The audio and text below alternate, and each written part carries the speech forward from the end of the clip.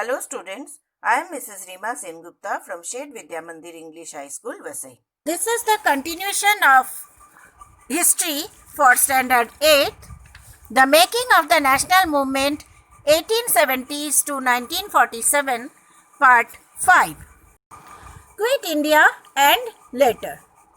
Mahatma Gandhi decided to initiate a new phase of movement against the British in the middle of the Second World War.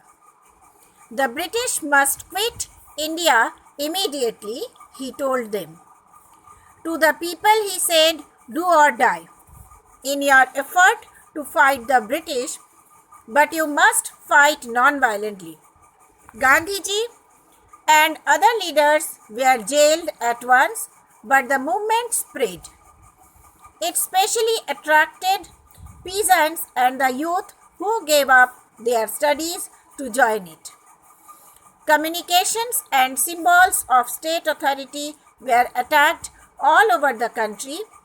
In many areas of the people set up their own governments.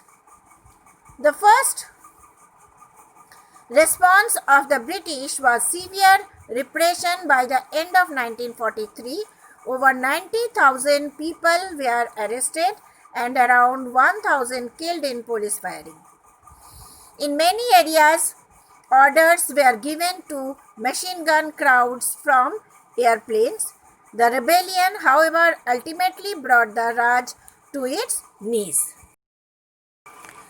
Towards independence and partition. From the late 1930s, the League began viewing the Muslims as a separate nation from the Hindus. In developing this idea, it may have been influenced by the history of tension between some Hindu and Muslim groups in the 1920s and 1930s. The provincial elections of 1937 seemed to have convinced that League that Muslims were a minority and they would always have to play second fiddle in any democratic structure. It feared that Muslims may even go unrepresented.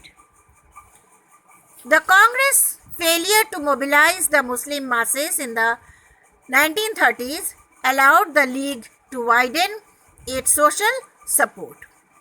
It sought to enlarge its support in the early 1940s when most Congress leaders were in jail. At the end of the war in 1945, the British opened negotiations between the Congress, the League and themselves for the independence of India. But the talks failed because the League saw itself as the sole spokesperson of India's Muslims. Elections to the provinces were again held in 1946. The Congress did well in the general constituencies, but the League's success in the seats reserved for Muslims was spectacular. It persisted with its demand for Pakistan. In March 1946, the British cabinet sent a 3-member mission to Delhi to examine this demand and to suggest a suitable political framework for a free India. This mission suggested that India should remain united and constitute itself as a loose confederation with some autonomy for Muslim majority areas. It was announced as Direct Action Day on 16th August 1946.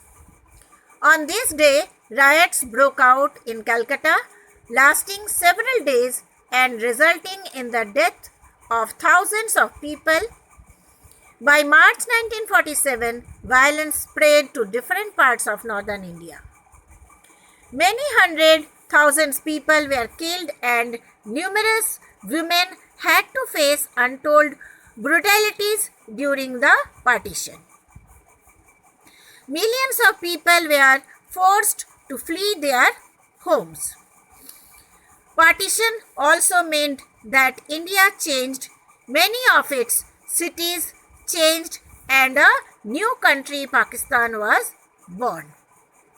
So, the joy of our country's independence from British rule came mixed with the pain and violence of partition.